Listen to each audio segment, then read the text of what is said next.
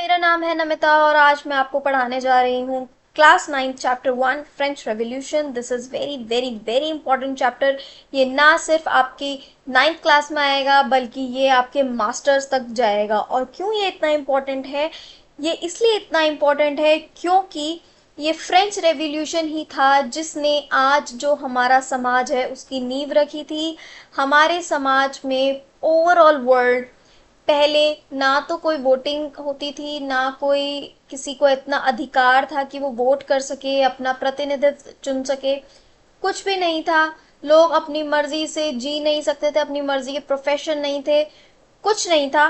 लोगों को हर वो चीज माननी पड़ती थी जो राजा कहता था, और राजा का भी ये था कि जो राजा है उसका बेटा ही राजा बनेगा एंड हायरार्की में वो चलेगा। अगर हायरार्की में नहीं चलेगा तो उसका ही कोई ब्लड रिलेशन या उसी के ही रिलेटिव्स में से कोई चलेगा।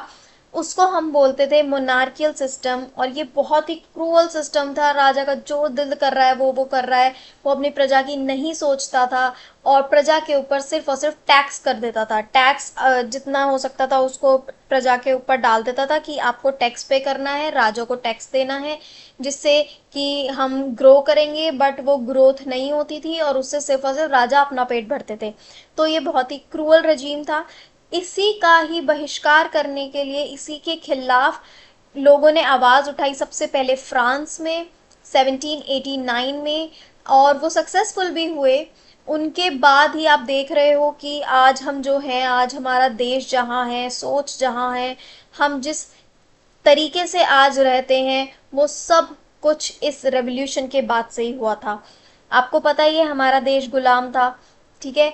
ऐसे ही फ्रांस में भी वही चीजें चल रही थी, पूरी दुनिया में वही चीजें चल रही थी। हमारा तो देश खैर गुलाम था और हम वैसे भी बहुत ही पिछड़े हुए थे, बट फ्रांस, यूरोप, जिसको हम इतना अच्छा मानते हैं, इतना आगे मानते हैं, वो भी इन्हीं कुरीतियों से घिरा हुआ था।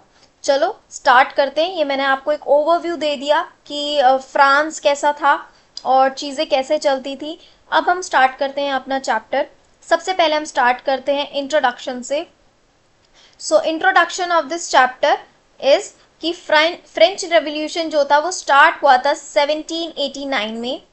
और ये एक ऐसा नहीं कि ये सिर्फ 1789 में एक दिन हुआ था कोई इंसिडेंट और उसके बाद ये फ्रेंच रेवोल्यूशन बन गया। नहीं, ये एक सीरीज थी पूरी की पूरी, जिसमें बहुत सारे इवेंट्स हुए जिन्होंने पूरी की पूरी अपर क्लास को और मिडिल क्लास ने अपर क्लास को पूरा हिला के रख दिया था। जैसे मैंने आपको पहले बताया कि पुराने ज़माने में जो लोग थे उनको डिवाइड किया गया था 3 एस्टेट्स में। लोगों को बर्थ के हिसाब से 3 एस्टेट्स में डिवाइड किया गया था। सबसे ऊपर आएंगे क्लर्जीज, ठीक है। सबसे ऊपर आते थे क्लर्जीज। क्लर्जी का मतलब होता था, क्लर्जी मतलब कि जो चर्च से रिलेटेड होते थे उनको बोलते थे क्लर्जीज। जो चर्च से रिलेटेड होते थे उनको बोलते थे क्लर्जीज। फिर आते थे नोबिलिटीज। नोबिलिटीज मतलब जिनके पास बहुत पैसा, बहुत लैंड ओनर्स थे जो, ठीक है, बहुत सारी जमीन, जिनको बोलते हैं ना यहाँ पे जमींदार, ठीक है, बहुत सारा पैसा, बहुत जमीन जिनके पास है उनको बोलते हैं नोबिलिटी। तो नोबिलिटी थी सेकंड नंबर पे, ठीक है। और जो थर्ड नंबर था बच्चे, इसमें आता है आपके सारे के सारे, जैसे बिग बिजनेसमैन आ गए आपके, peasants, artisans, big businessman, educated people, lawyers, जो भी नोबिलिटी और चर्च को छोड़ के जितना भी समाज है वो सारा का सारा आपका आता था थर्ड एस्टेट में, ठीक है।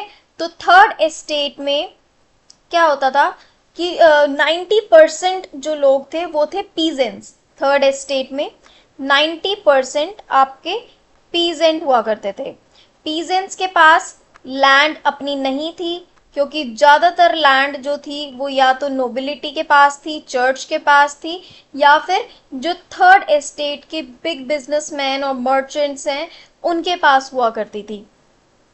तो 90% पीजेंट जो हैं उनके पास लैंड ही नहीं है, वो किसी और की लैंड पे काम कर रहे हैं, ठीक है। तो अब वो वेजेस पे काम करते थे, तो उनके पास इतना पैसा ही नहीं होता था कि वो टैक्स पे कर सके, ठीक है।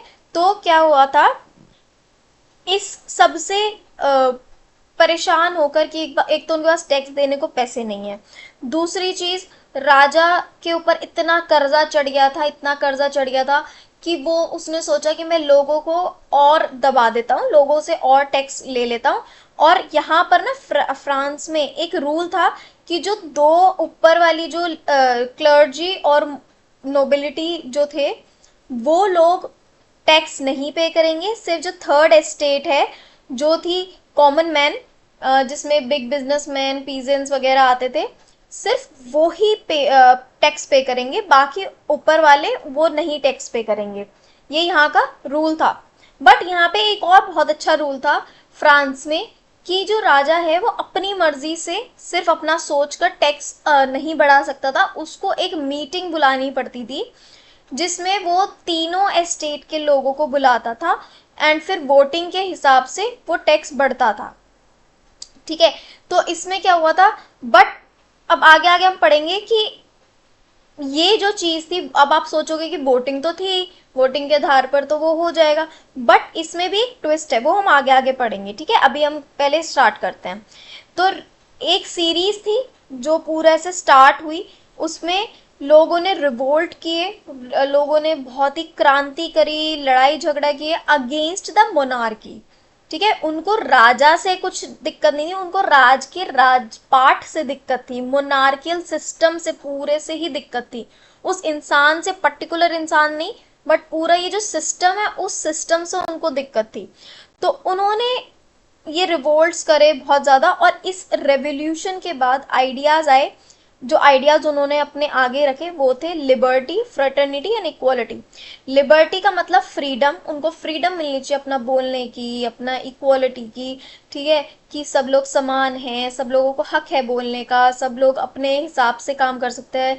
लिबर्टी ऑफ स्पीच थी, सबके पास लिबर्टी ऑफ शेयरिंग आइडियाज़ थे, वो अपने आइडियाज़ ले सकते हैं, जो आज हमारे फंडामेंटल राइट्स है ना, वो सारे उन्होंने वहाँ पर आइडिया दिया कि हमारे पास ये चीज़ें होनी चाहिए। सबसे पहले यही कंट्री थी जिन्होंने आइडियाज़ दिए। सेकंड आती है फ्रेटर्निटी, मतलब भाईचारा, आपस में भाईचारा बनाए रखो, ठीक है। And third is the equality, कि सबका समान हक है। अब हम देखते हैं कि कौन कौन से इवेंट्स हुए थे।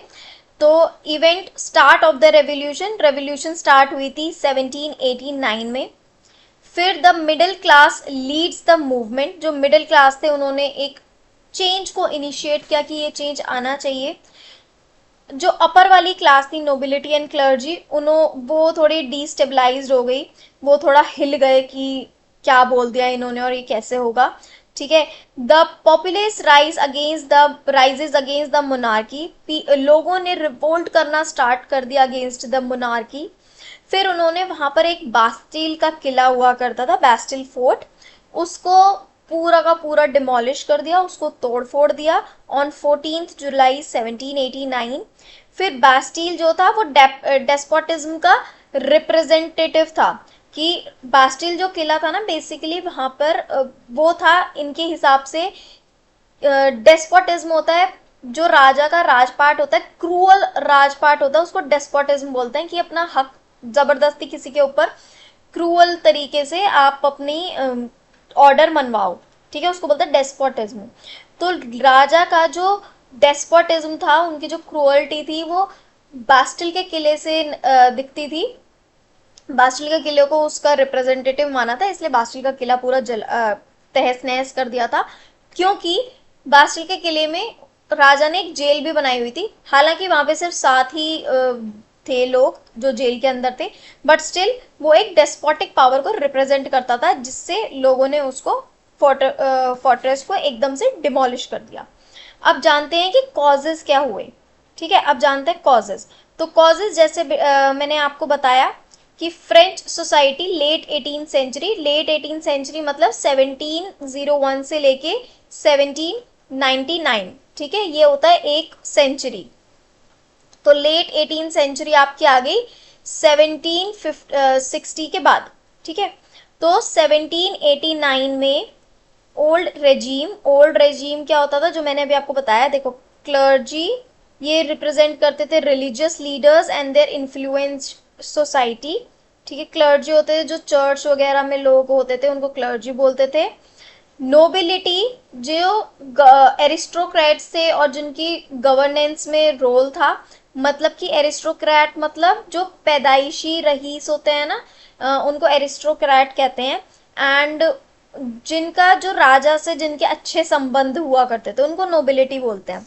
ठीक है, जैसे आजकल आप बोलो कि एरिस्टोक्रेट इन द सेंस आप बोल सकते हो जैसे कि पॉलिटिशियंस, पॉलिटिशियंस का रोल, पॉलिटिशियंस के बच्चे वो एरिस्टोक्रेसी में भी आ जाएंगे, क्योंकि उनके पास एक तो राजपाट है ही, ठीक है, प्लस वो उनका एक तो राजपाट है, प्लस उनको वो सुविधाएं मिली हुई हैं, वो बॉर्न रिच हैं। जैसे कि आप कह लो बहुत बड़े बिजनेसमैन हमारे इंडिया के, जैसे कि अंबानी, ठीक है, तो ये सारे आते हैं नोबिलिटी में, जिनके पास एक तो एरिस्टोक्रेसी है, ज्यादा पैसा है, पैदाइशी चांदी की चम्मच में हुए, चांदी की चम्मच लेकर हुए हैं, जो एक फ्रेज आता है ना, चांदी की चम्मच लेके पैदा हुआ है बच्चा, उसको बोलते हैं aristocrat.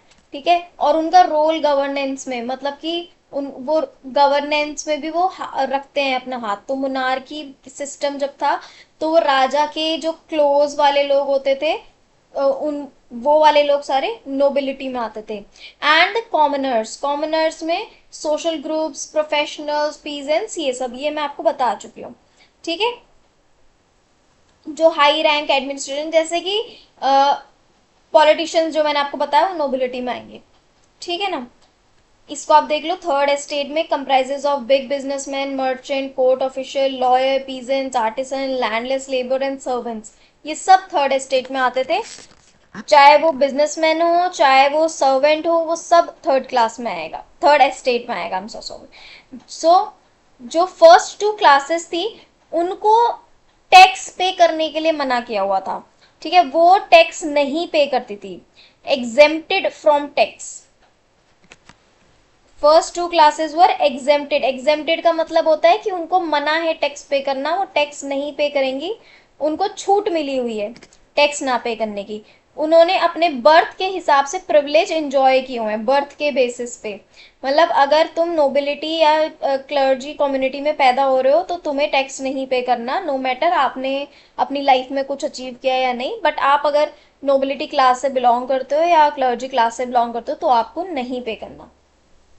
Nobility classes also enjoyed the feudal privileges. Feudal privileges मतलब पुराने जमाने में लैंड ओनर, जमींदारी सिस्टम होता था, लोग जमीन लेकर और आगे खेती के लिए देते थे। ठीक है, तो वो ये भी इंजॉय करते थे, मतलब इनके पास इतनी जमीन हुआ करती थी, अगर किसी के पास अपनी जमीन होती थी तो ये उससे खरीद के और उसके ऊपर लैंडलेस पीजेंट्स को काम करवाते थे। ठीक है, हम इनके बारे में भी पढ़ेंगे, और हो सकता है आपने पहले भी पढ़ा ही होगा इसके बारे में ना, पहले इंडिया में भी होता था। तो इंडिया में ये सब कैसे आया, ब्रिटिश ही तो लाए थे ये सारी चीजें, है ना। तो वो सारी चीजें पहले यूरोप में चलती थी, हमारे यहाँ पे ये सारी चीजें ब्रिटिश लेके आए थे, क्योंकि यूरोप में यही चीजें चलती थी और ये बहुत पहले टाइम से चलती थी। तो इसलिए जो ब्रिटिशर्स थे उन्होंने इंडिया में भी यही चीजें चलाने की कोशिश करी। बट फ्रांस जो था, वो फ्रांस ने इसके खिलाफ आवाज उठाई, और फ्रांस सबसे पहला ऐसा देश बना जिसने इन चीजों के खिलाफ आवाज उठाते हुए अपना जो था वो डेस्पोटिक पावर से खुद को आजाद किया। Now the only the member of third estate had to pay the taxes to the state. जो थर्ड एस्टेट थी सिर्फ उन्हीं को टैक्स पे करना होता था स्टेट को, और किसी को टैक्स पे नहीं करना होता था। जो डायरेक्ट टैक्स होता था उसको बोलते थे टैली और telly, whatever it is called, tally and telly. ठीक है, also a number of indirect taxes were charge on the articles every day like consumption of salt and tax. ये देखो डायरेक्ट टैक्स जो लेते थे direct बिल्कुल, उसका नाम था टैली। ठीक है, जैसे आज हम बोलते हैं जीएसटी ले लिया, इनकम टैक्स हो गया, डायरेक्ट टैक्स है। ठीक है, बाकी इनडायरेक्ट टैक्स भी लगता था, जीएसटी नहीं, जैसे इनकम टैक्स होता है वो डायरेक्ट टैक्स है, तो वो उसका नाम था टैली। ठीक है। बाकी इनडायरेक्ट टैक्स भी लगता था विच वर चार्ज ऑन द आर्टिकल। जैसे इनडायरेक्ट टैक्स हमारा लगता है ना, जैसे हर प्रोडक्ट पे आपका कुछ ना कुछ जीएसटी लगेगा, है ना, 18%, 10%, 5%, ये अलग टैक्स चलता था वहां पे। जैसे कि सॉल्ट पे भी लगाते थे, टोबैको पे भी लगाते थे। और जो चर्च लेते थे पीजेंट से, वो अलग टैक्स होता था। उस टैक्स को बोलते थे टिथी। टिथी, ठीक है। ये चर्च के लोग लेते थे। क्यों लेते थे? कोई रीजन नहीं है, उनको बस टैक्स लेने से मतलब था, तो वो टैक्स लेते थे। ठीक है। उनको कोई मतलब नहीं है कि आ रहा है काम या नहीं आ रहा उनके पास, उनकी फसल अच्छी हुई है क्या नहीं हुई, उनको कोई मतलब नहीं था, उनको बस टैक्स चाहिए था, in the name of church, in the name of God. ठीक है। फिर clergy and nobility were 10% of population but possessed 60% of land. Clergy और नोबिलिटी सिर्फ 10% थे पॉपुलेशन का, बट फिर भी 60% उनके पास लैंड हुआ करती थी। जैसे फॉर एग्जाम्पल, अगर एक गांव में, मतलब एग्जाम्पल के तौर पे फ्रांस में सिर्फ 1000 लोग रहते हैं, तो उसमें से सिर्फ 10 लोग थे जो 100 लोग रहते हैं, तो सिर्फ उसमें से 10 लोग ऐसे थे जो क्लर्जी और नोबिलिटी थे, लेकिन उनके पास 60% लैंड थी। और थर्ड एस्टेट जो कि 90% लोगों का था, 90 लोग जो थे वो थर्ड एस्टेट वाले थे, उनके पास सिर्फ 40% लैंड थी। जिसमें से ज़्यादातर जो लैंड थी वो big businessman, merchants and lawyers वगैरह इनके पास होती थी। तो बेसिकली पीजेंट्स के पास तो कुछ बचा ही नहीं। पीजेंट्स एंड पीजेंट्स होते हैं फार्मर्स, ठीक है, पीजेंट्स हो गया, सर्वेंट्स हो गए, इनके पास तो कुछ बचा ही नहीं। तो ये क्या करेंगे, है ना। तो इसीलिए इन्होंने फिर, ये एक बहुत बड़ा इशू बन गया कि हमसे इतना ले रहे हो एंड उसके बाद भी आप चाहते हो कि हमारे ऊपर और टैक्स लगाओ, तो इसलिए उन्होंने फिर रिवोल्ट करा। चलो अब इसका एक क्वेश्चन का आंसर करो। What were the 3 estates in French society before the revolution. Revolution होने से पहले कौन सी 3 एस्टेट्स थी? इसका जवाब है क्लर्जी, नोबिलिटी एंड पीजेंट। ये बहुत इंपॉर्टेंट है, ये छोटी छोटी चीजें ना बहुत इंपॉर्टेंट है, आपको ये याद रखनी है। ठीक है, correct answer. Alright, now economic cause क्या था? इकोनॉमिक कॉज क्या था? Economic cause the subsistence crisis. अब सब्सिस्टेंस क्राइसिस क्या होता है? जब आपके खाने पीने के भी लाले पड़ जाते हैं, बिल्कुल बेसिक नीड भी आपकी पूरी नहीं हो पाती, उसको बोलते हैं सब्सिस्टेंस क्राइसिस। अब सब्सिस्टेंस क्राइसिस जो है वो पूरी कंट्री में हो गया था, क्योंकि बेसिक जो चीजें थी ना, उनका भी कॉस्ट इतना हाई हो गया था कि लोग उन्हें बेयर ही नहीं कर पा रहे। मतलब एक अगर ब्रेड भी खरीदने जाना है किसी को, तो लोग पूरी की पूरी बोरियां लेके जा रहे हैं, पूरे पूरे कार्ट में लेके जा रहे हैं पैसे। ठीक है, रेडियम भर भर के पैसे लेके जा रहे हैं एक पैकेट ब्रेड खरीदने के लिए। इतना प्राइस बढ़ गया था, इतनी सब्सिस्टेंस क्राइसिस हो गई थी। अब सबके पास इतना पैसा नहीं था, तो सब्सिस्टेंस क्राइसिस मतलब भुखमरी भी छा गई थी और खाने के लिए भी नहीं था। उसको बोलते हैं बिल्कुल बेसिक जो नीड थी वो ही नहीं हो पा रही थी, तो उसको सब्सिस्टेंस क्राइसिस बोलते हैं। ठीक है, सबसे पहला इकोनॉमिक कॉज था सब्सिस्टेंस क्राइसिस। इसमें क्या हुआ था, जो पॉपुलेशन थी फ्रांस की, वो 1715 में 23 मिलियन थी, और 1789 में वो 28 मिलियन हो गई, मतलब 5 मिलियन वो बढ़ गई। इतना जो फास्ट ग्रोथ जो हुआ पॉपुलेशन में, उसने डिमांड हाई कर दी फूड की। जब लोग ज़्यादा एक चीज़, जब लोग ज़्यादा होंगे तो खाना भी ज़्यादा चाहिए होगा, कंज्यूम करेंगे ज़्यादा। ठीक है, तो ज़्यादा खाने के लिए उनकी डिमांड ज़्यादा बढ़ गई फूड ग्रेन्स के लिए। प्रोडक्शन उतनी हो नहीं पा रही थी, उस लेवल पे नहीं हो पा रही थी, जिसने प्राइजेस बढ़ा दिए फूड ग्रेन्स के। ठीक है, अगर आपके पास एक पेन है और वो पेन बहुत अच्छा चलता है, अब उसी पेन की एक ही पेन है और उस पेन की 2-3 डिमांड आ जाए, 2-3 लोग बोले कि नहीं ये पेन मुझे दे दे, ये पेन मुझे दे दे, तो आप वो पेन सिर्फ उसको बेचोगे जो आपको ज्यादा प्राइस देगा, है ना कि उसको बेचोगे जो बिल्कुल ही आपको 1 रुपया देगा।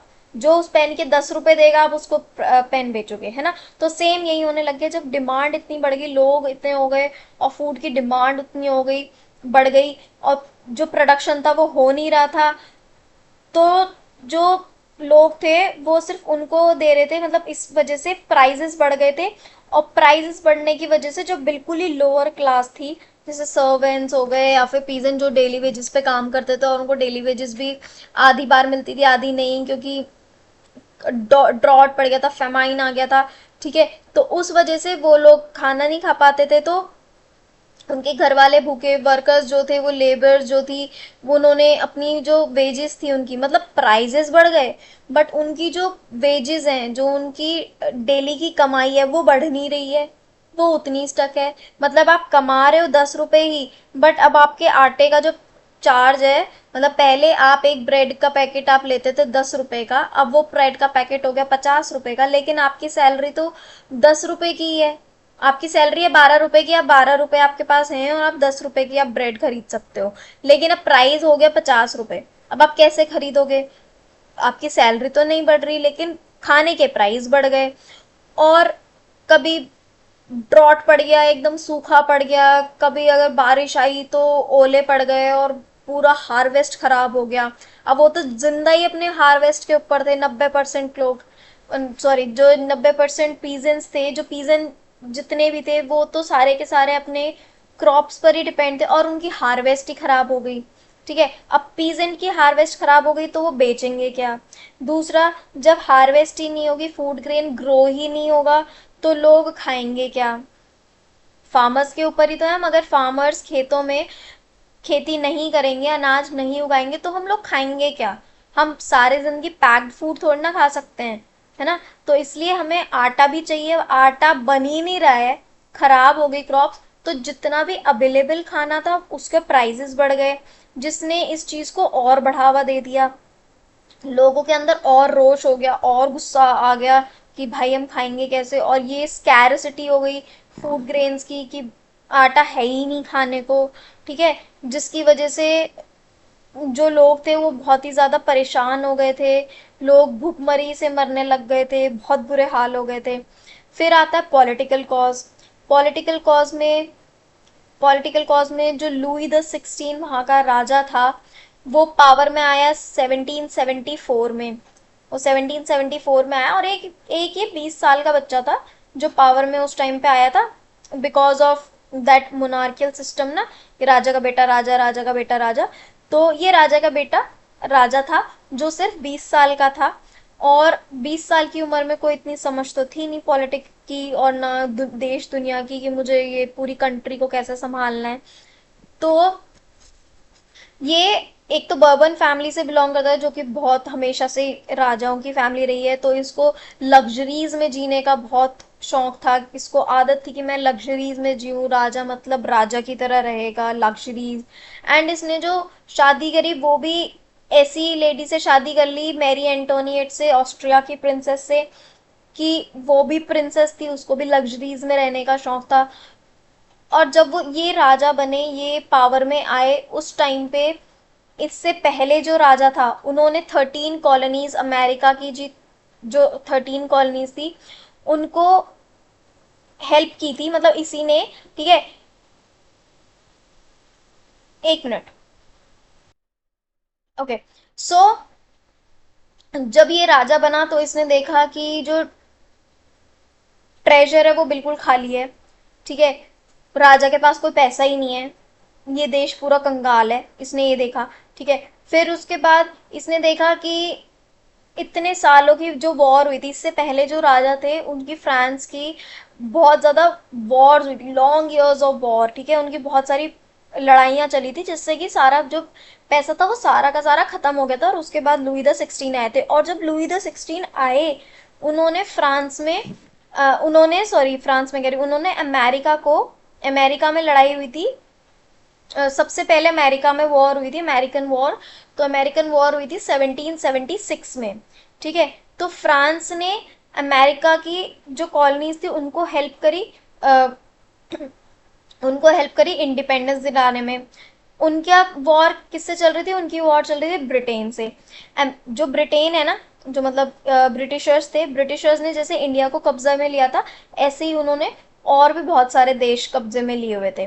ठीक है, तो अमेरिका की उन्होंने 13 कॉलोनीज को कब्जे में लिया हुआ था। 13 कॉलोनीज मतलब 13 स्टेट्स।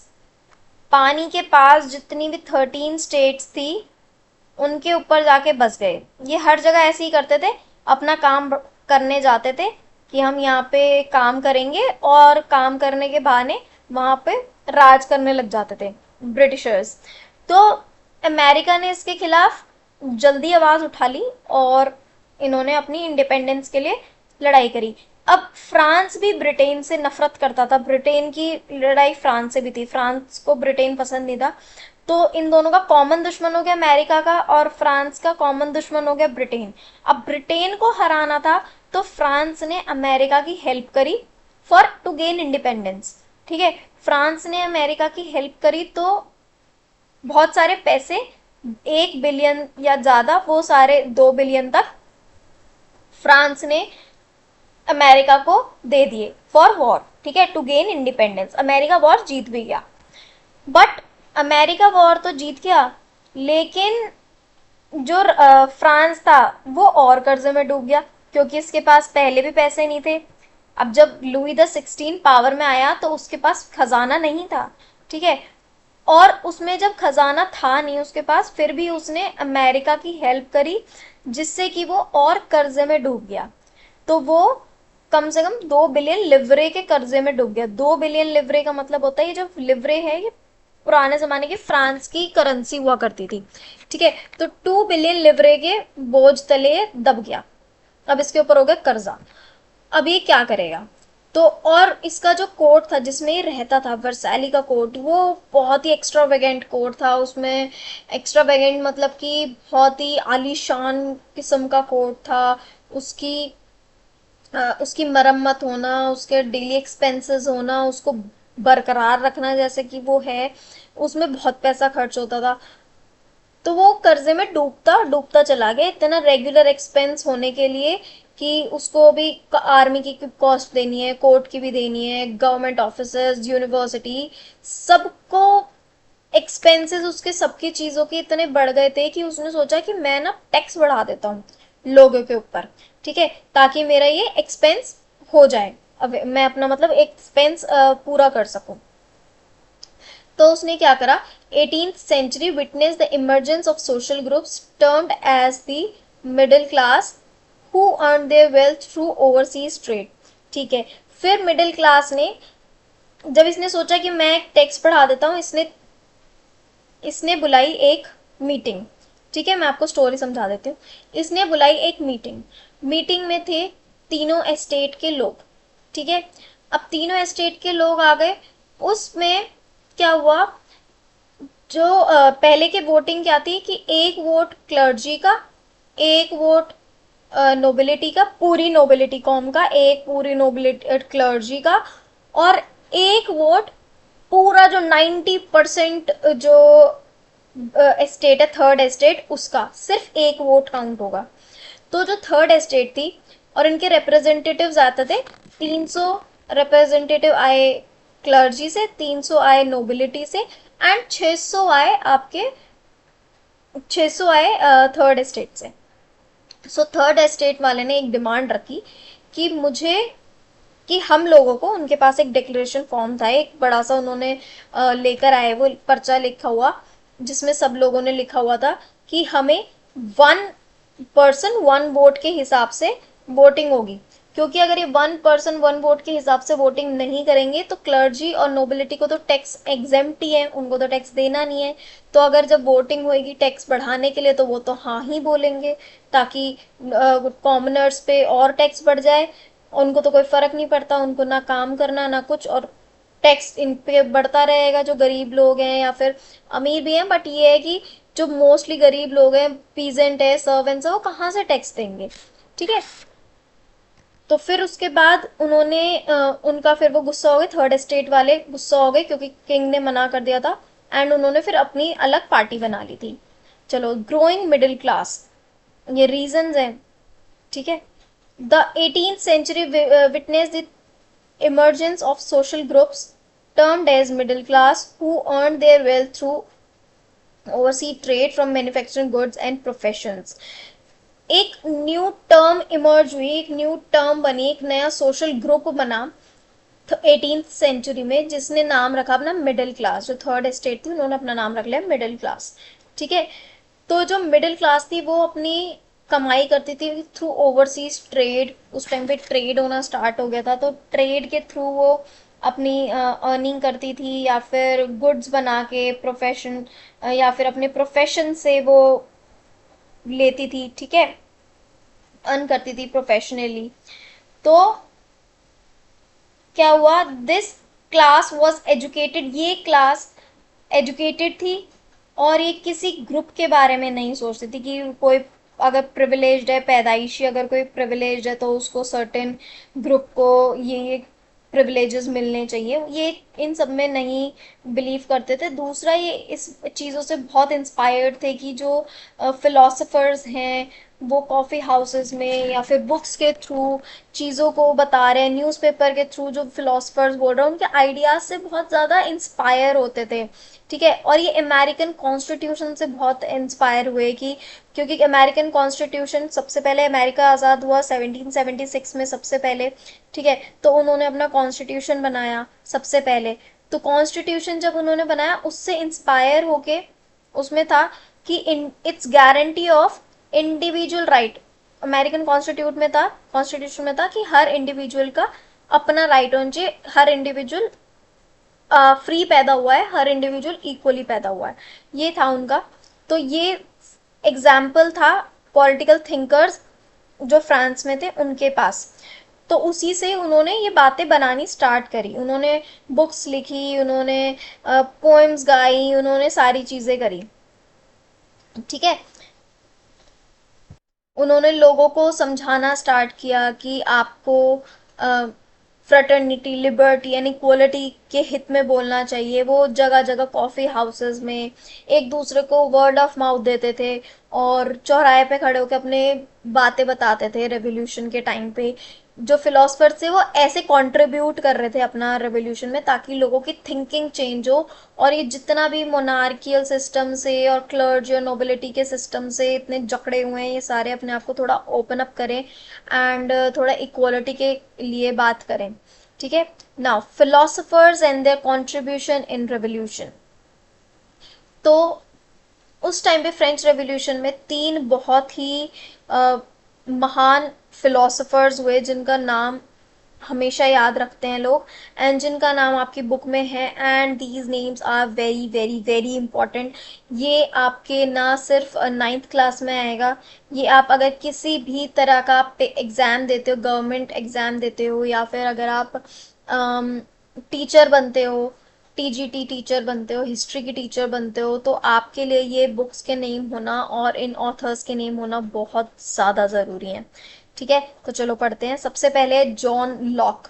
जॉन लॉक ने एक बुक लिखी जिसका नाम था टू ट्रीटीज ऑफ गवर्नमेंट। इसमें इन्होंने क्रिटिसाइज किया डिवाइन और एब्सोल्यूट राइट ऑफ मोनार्की को। डिवाइन और एब्सोल्यूट राइट ऑफ मोनार्की का मतलब है, पहले के ज़माने में बिफोर दिस रेवोल्यूशन होता था कि चर्च वाले जो लोग थे वो बोलते थे, जो चर्च के पोप वगैरह होते थे वो बोलते थे कि उन्होंने एक सर्टेन चीज़ें बनाई हुई थी कि अगर आप ये चीज़ नहीं करोगे तो भगवान आपसे गुस्सा हो जाएगा, और भगवान इस चीज़ का ये फल देगा, आपने ये सिन कमिट करा है तो भगवान आपको हेल में भेज देगा। You are meant to go in hell instead of heaven. अगर आपको हेवन चाहिए तो आपको ऐसे चीज़ें करनी पड़ेगी, ऐसे चीज़ें बोलते थे। तो जॉन लॉक ने इस चीज़ को क्रिटिसाइज किया, इस चीज़ के खिलाफ बोला कि ना तो ये वाली बातें होनी चाहिए कि पूरी ऐसे डिविनिटी को रखते हुए, ऐसा नहीं है कि भगवान नहीं, भगवान है, लेकिन भगवान को रखते हुए उनके हित में उनको नाम लेके अंधविश्वास मत फैलाओ। और एक इन्होंने क्रिटिसाइज किया एब्सोल्यूट राइट ऑफ मोनार्की की, जो राजा बोलेगा सिर्फ वो ही होगा, ऐसा नहीं है।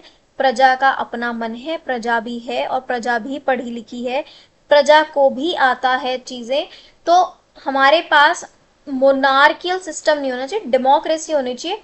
हम अपना प्रतिनिधित्व खुद चुनेंगे और हम खुद बताएंगे, मतलब हम खुद चुनेंगे जो हमारा रिप्रेजेंटेटिव होगा और वो हमारे हित में बोलेगा, ठीक है। फिर आते हैं जीन जैकस रूसो। इन्होंने बुक लिखी सोशल कॉन्ट्रैक्ट। इसमें इन्होंने प्रपोज किया एक form of government based on people and representative. मतलब कि इन्होंने बताया कि गवर्नमेंट ऐसी होनी चाहिए जो कि एक सोशल कॉन्ट्रैक्ट होना चाहिए दोनों गवर्नमेंट एंड लोगों के बीच में, कि लोग अपनी बात उस रिप्रेजेंटेटिव तक रख सकें।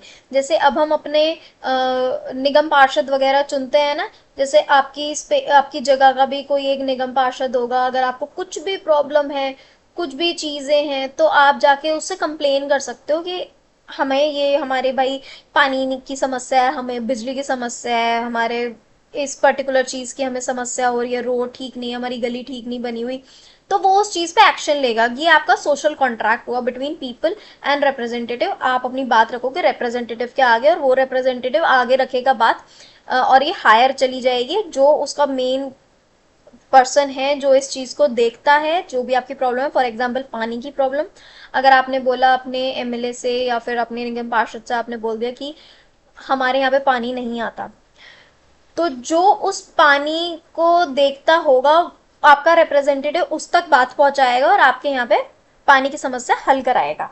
ठीक है। फिर आता है मॉन्टेस्क्यू। मॉन्टेस्क्यू ने बुक लिखी थी the spirit of laws. The spirit of laws. तो इनमें इन्होंने क्या करा था, डिविजन ऑफ पावर बताया था बिटवीन गवर्नमेंट। ठीक है। आपको मतलब पावर जो है वो डिवाइड होनी चाहिए, ऐसा नहीं कि सिर्फ एक पर्सन के पास पावर है। वो कहते हैं कि पावर होनी चाहिए डिवाइड सबके पास इक्वली। हाँ, तो उन्होंने कहा था कि जो गवर्नमेंट है वो उसका जो पावर है ना वो तीन इक्वल चीजों में बंटनी चाहिए, जैसे लेजिस्लेटिव, एग्जीक्यूटिव एंड जुडिशरी, जो आज हमारे भारत में भी है। हमारी भी पावर ऐसे ही डिवाइडेड है, लेजिस्लेटिव, एग्जीक्यूटिव एंड जुडिशरी। तो ये मॉन्टेस्क्यू ने कॉइन किया था कि ऐसे होना चाहिए।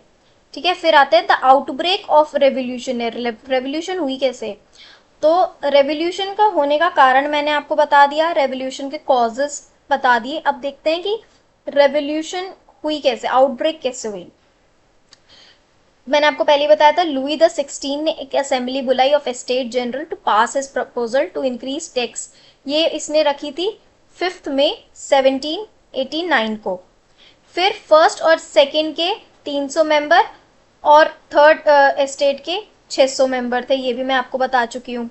ठीक है। तो जो थर्ड स्टेट के थे वो थोड़े ज़्यादा पढ़े लिखे लोग थे, और वो थोड़े ज़्यादा पढ़े लिखे थे, लेकिन जो पीजेंट्स थे, आर्टिसंस थे और विमेन थी, जो औरतें थी, फार्मर्स थे और जो आर्टिसन थे, जैसे पॉटरी वगैरह का जो काम करते थे, उन सबको जाना मना था, उनको एंट्री नहीं थी असेंबली में।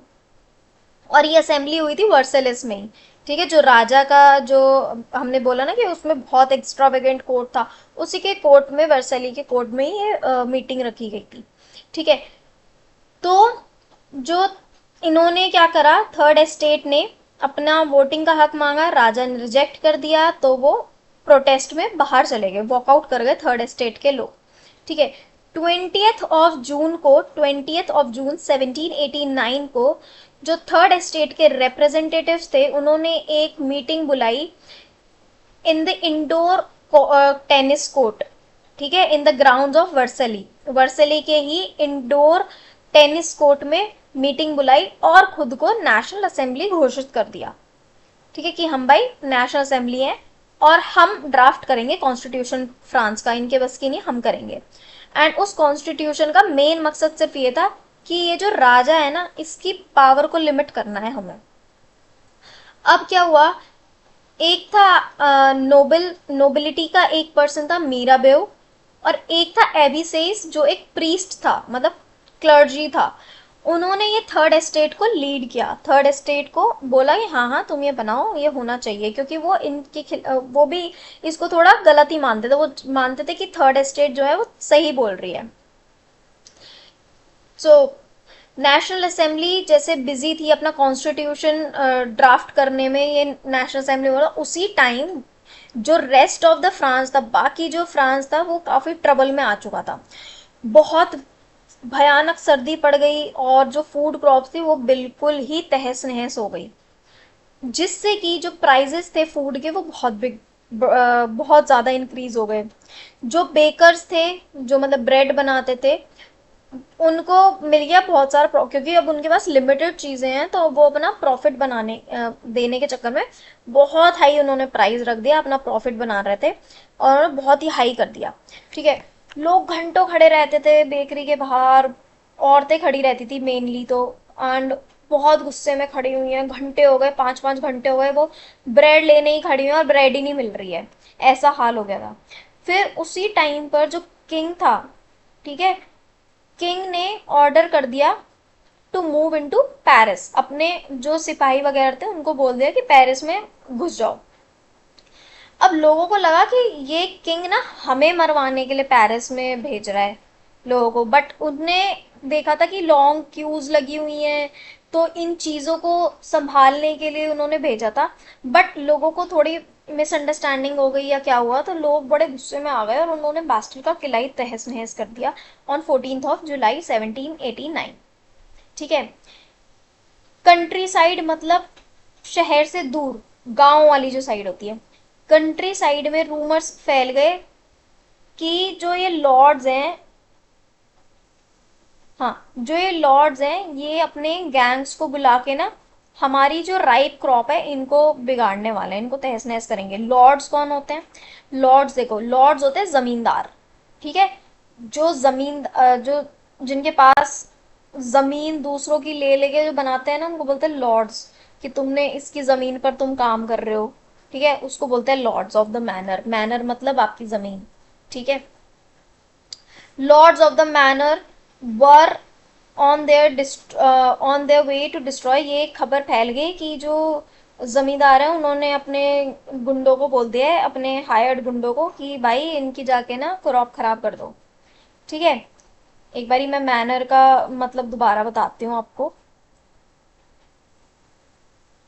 ओके, हाँ, इनको लगा कि भाई हमारा ना, मतलब जिनके पास बहुत सारी लैंड होती है, बड़े बड़े घर होते हैं, उसको बोलते हैं मैनर। एक large country house with lands.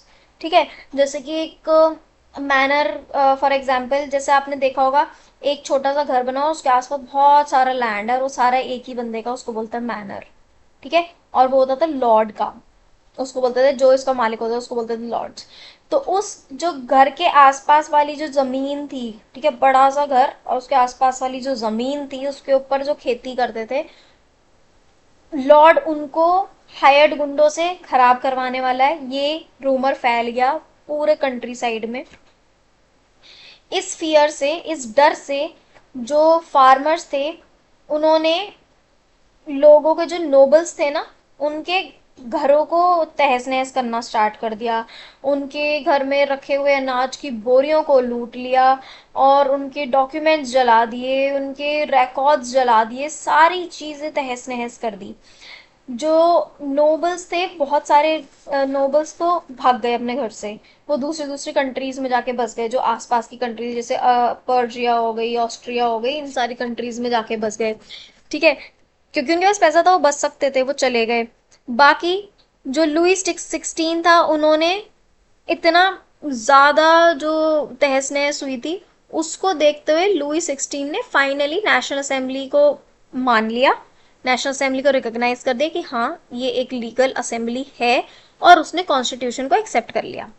ठीक है, फिर 4 ऑगस्ट 1789 में फ्रांस ने लॉ पास किया for abolition of feudal system.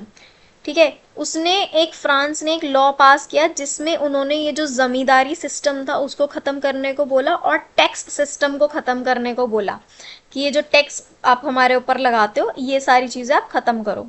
और जो फ्यूडल सिस्टम है, ऑब्लिगेशंस हैं इसमें कि ये इसी के पास होगा और इस पे इतने ही लोग काम करेंगे, वो सारी चीज़ें हटाओ और इतना टैक्स देना पड़ेगा, वो सारी चीज़ें आप हटा दो। ठीक है, ये एक लॉ पास किया। फिर जो मेंबर थे क्लर्जी के, उनको भी अपने प्रिविलेजेस देने पे मजबूर कर दिया गया। एंड जो चर्च के पास जो लैंड थी, क्योंकि वो लोगों से ज़मीन लेते थे टैक्स के रूप में, या फिर टैक्स लेते थे तिथि के रूप में, उस टाइम में पैसे नहीं होते थे तो वो जैसे नाज लेते थे या कुछ भी, ठीक है, या फिर लैंड ले लेते थे। तो उससे क्या होता था ना, उनके पास इतनी जमीन आ गई थी, इतनी जमीन आ गई थी चर्च के पास, कि 2 मिलियन लिवरे का जो कर्जा था वो चुका दिया गया। मतलब उनके पास इतना पैसा दिख गया था जब उनकी जमीनें जब्त करी कि उनके पास 2 मिलियन लिवरे की जमीनें थी, इतनी जमीनें थी उनके पास। ठीक है, फिर France becomes a constitutional monarchy.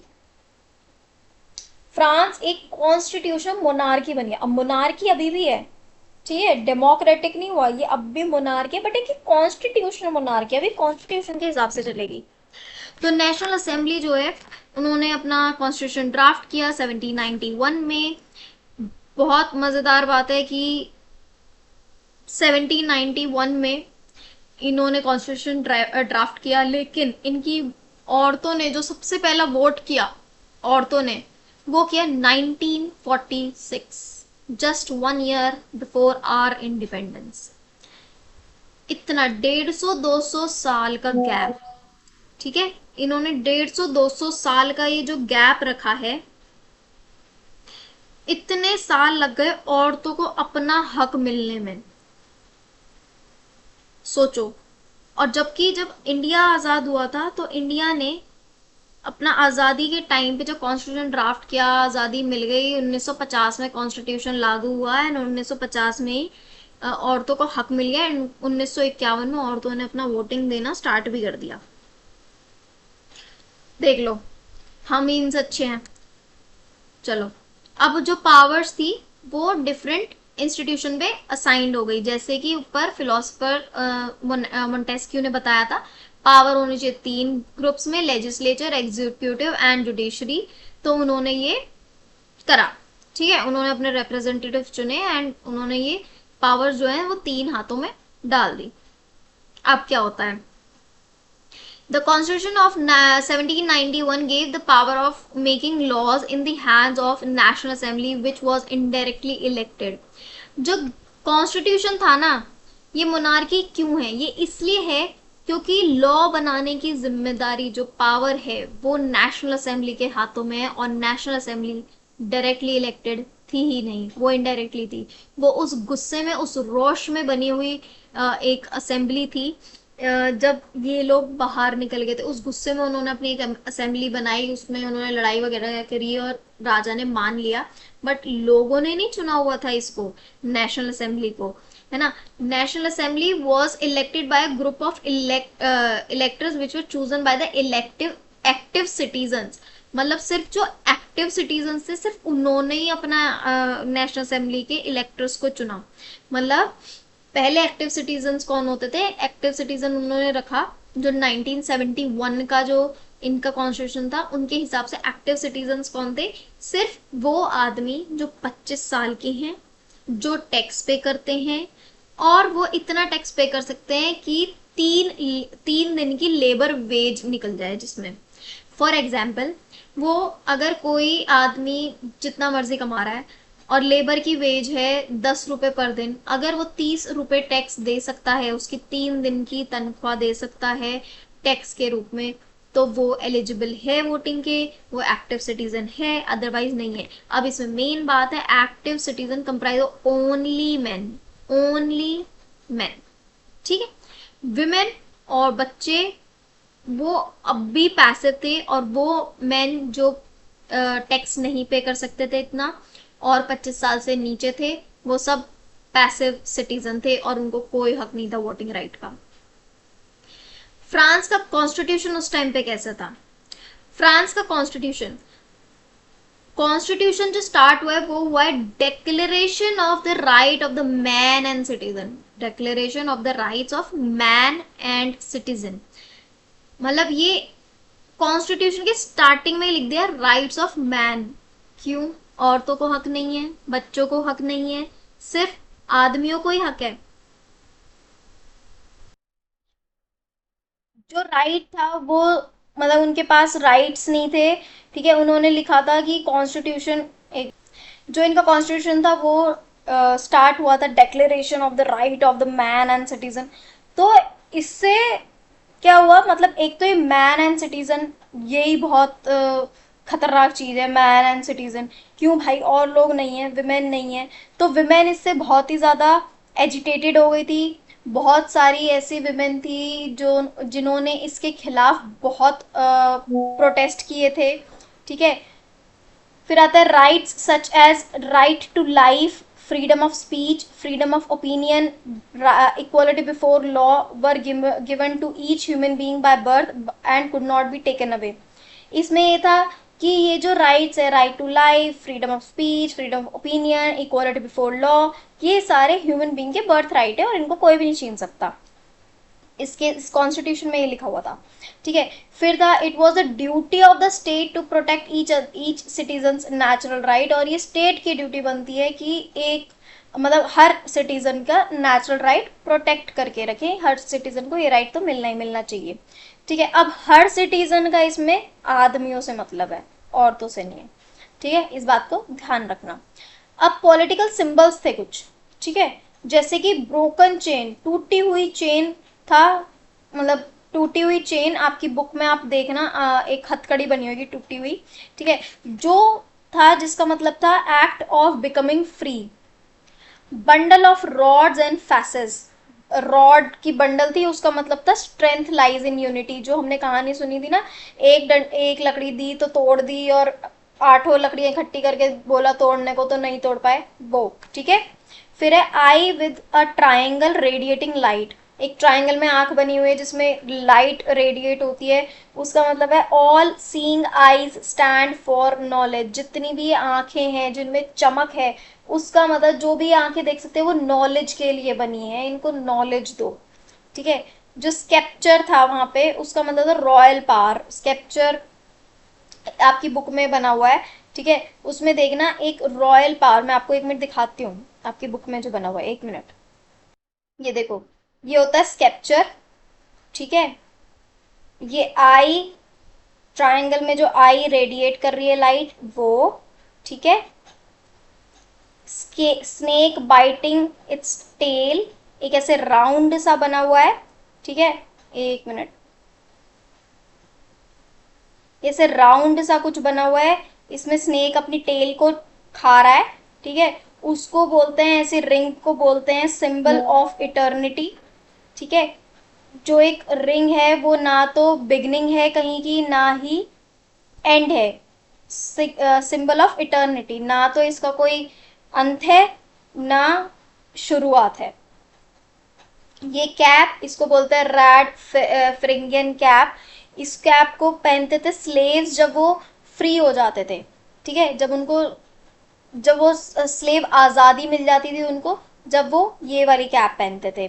ठीक है, ब्लू वाइट रेड, ये देखो ब्लू वाइट एंड रेड, ये है national colours of France. Winged woman, personification of law, ये विंग्ड है वुमन, ये है पर्सोनिफिकेशन ऑफ लॉ। जैसे हमारे यहाँ पे वो पहले था ना, आंखों पर पट्टी बांधकर तराजू लेके औरत खड़ी होती थी, इंसाफ की तराजू, वैसे। ठीक है, ये tablet, law tablet, law is same for all and all are equal before it, सब लोग समान है और लॉ सबके लिए सेम। अब फ्रांस ने मोनार्की को कंप्लीटली हटा दिया और वो रिपब्लिक बन गई। ठीक है, तो Louis the 16 had signed the constitution but he entered into a secret negotiation with the kings of Prussia। जो लुई द 16 था उसने कॉन्स्टिट्यूशन को तो साइन कर दिया, लेकिन वो फिर जो प्रूशिया का किंग था उसके साथ सीक्रेट नेगोशिएशन में पहुंच गया। जो नेबरिंग कंट्रीज के रूलर्स थे, जो प्रूशिया के रूलर या फिर ऑस्ट्रिया के रूलर, वो भी बड़े बहुत वरिड हो गए थे ये डेवलपमेंट देख के फ्रांस में, और उन्होंने प्लान करा, इन तीनों ने मिलकर, लुई द 16 और प्रूशिया के किंग ने और नेबरिंग कंट्रीज ने ये सब प्लान किया कि हम ना ट्रूप्स को भेजेंगे यहाँ पे और ये रेवोल्यूशनरी जो इवेंट्स है ना इनको रुकवा देंगे। बट ये होता उससे पहले नेशनल असेंबली जो थी, उन्होंने क्या बोलते हैं नेशनल असेंबली ने वोट किया 1792 में, उसने वोटिंग करवाई एंड उसने डिक्लेयर कर दिया कि हम प्रूशिया और ऑस्ट्रिया के ऊपर वॉर कर रहे हैं। ठीक है, उसको उनको पता चल गया कि किंग ने जाके नेगोशिएशन करा है और उससे बहुत ही ज्यादा गुस्से में आ गए और उन्होंने वॉर डिक्लेयर कर दी। थाउजेंड्स वॉलंटियर्स, मतलब हजारों की तादाद में लोगों ने आर्मी ज्वाइन करी, ठीक है, अपने प्रोविंस से, एंड वॉलंटियर करा खुद को लोगों ने इसके खिलाफ, मतलब इस इवेंट के खिलाफ उन्होंने आर्मी ज्वाइन करी एंड प्रूशियन ऑस्ट्रिया के ऊपर वॉर डिक्लेयर कर दी। लोगों ने वॉर देखी, वॉर मतलब उन्होंने ऐसे नहीं देखी कि मतलब अंदरूनी सिविल वॉर, ये वॉर थी, उन्होंने देखा कि लोगों की राजा एरिस्टोक्रेसी, पूरे यूरोप की एरिस्टोक्रेसी से वॉर थी। ये लोगों ने इस वॉर को ऐसे देखा कि ये सिर्फ फ्रांस के राजा और एरिस्टोक्रेसी पे वॉर नहीं है, ये है पूरे यूरोप में फैली हुई जितनी भी एरिस्टोक्रेसी और किंग्स का किंगशिप वगैरह, उनके ऊपर की ये वॉर थी। उन्होंने इतनी भयानक लड़ाइयाँ करी, ठीक है। लोगों ने पेट्रियाटिक सॉन्ग्स गाए जिसका नाम है मर्सेली, वो रॉजर द लिज ने कंबाइन किया था, कंपोज किया था, एंड ये आज के टाइम में फ्रांस का नेशनल एंथम है, ठीक है। Revolutionary wars brought losses and economic difficulties to people. अब ये तो सबको ही पता है कि ये जो वॉर्स हैं ये किसी का नुकसान या किसी का फायदा तो करती नहीं, नुकसान ही करती हैं। तो इन्होंने इस वॉर ने बहुत ज़्यादा नुकसान किया लोगों को, इकोनॉमिक डिफिकल्टी आई, बहुत पैसा लग गया लोगों के पास, घर नहीं रहे, एंड औरतें अपने घरों को संभालती थी और उनके लिए बहुत डिफिकल्ट हो गया था क्योंकि उनके आदमी वॉर लड़ने चले गए थे, उनको बहुत डिफिकल्ट हो गया था कि वो घर भी देखे, बच्चा भी देखे। एंड इस टाइम पर ये हो गया था कि पैसे हैं नहीं तो उनको नौकरी भी करने जाना है, एंड जो वो जॉब करती थी उस टाइम पे औरतें क्या करती थी, जो लोअर क्लास की और जो थर्ड स्टेट की औरतें थी वो या तो किसी फैक्ट्री वगैरह में काम करती थी या फिर वो काम करती थी जो नोबल हैं, नोबिलिटीज जो थी एरिस्टोक्रेसी, उनकी उनके घर काम करती थी एज अ सर्वेंट, या फिर उनको पढ़ाती थी उनकी लड़कियों को ट्यूशन्स वगैरह। बट एज अ वुमन उनको उनकी मेहनत के हिसाब के पैसे नहीं मिलते थे, तो ये बहुत ही डिफिकल्ट हो गया था इकोनॉमिक फ्रंट पे कि वो कैसे चलाएं ये सब। जो ये कॉन्स्टिट्यूशन है 1791 का, इन्होंने सिर्फ और सिर्फ राइट जो दिए वो रिचर सेक्शन को दिए सोसाइटी के, पुअर सेक्शन को नहीं मिले। पॉलिटिकल क्लब्स बने जो कि डिस्कस करते थे गवर्नमेंट की पॉलिसीज को और उनके प्लान्स को इन फॉर्म ऑफ एक्शन, ठीक है। वो पॉलिटिकल क्लब्स बने, उसमें से सबसे जो सक्सेसफुल क्लब रहा वो था जेकोबिन क्लब।